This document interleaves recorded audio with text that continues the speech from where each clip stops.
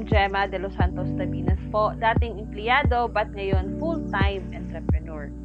So, pinanganak po ako dito sa Iligan City. So, graduate po ako sa kursong BS Psychology dito po sa MSU IIT. And hindi naman po pagmamayabang, I graduated with flying colors as cum laude. Dahil po doon, nakahanap po agad ako ng trabaho. So, naging HR po ako or human resources sa isang construction company. Until sa napunta po ako sa isang car dealership dito po sa Iligan. Naging HR supervisor po ako doon. And for that 8 years, overall po na pagiging empleyado, doon ko po talaga napatunayan na good grades doesn't guarantee you a good life. Mas mabilis pa magtaas yung bilihin kaysa sahod. Kaya naman, di ba, naghanap po kami ng extrang pagkakakitaan. Na-invite po kami sa isang presentation.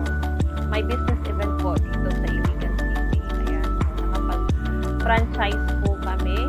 Cost 1,000.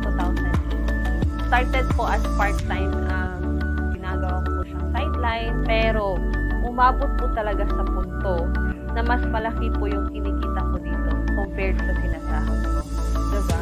So, I decided po na mag-resign sa trabaho way back 2020.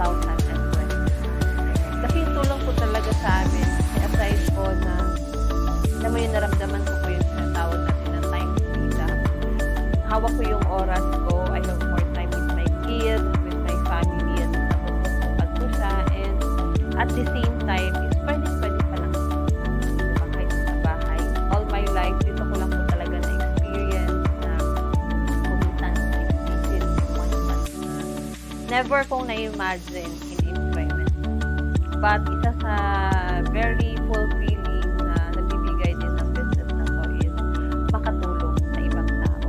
Kaya kung gusto nyo pong malaman kung ano itong opportunity na nakatulong po sa akin, na posibility pong makatulong huwag po kayong mahiyang mag-message po sa akin. I'm very happy or willing to help you.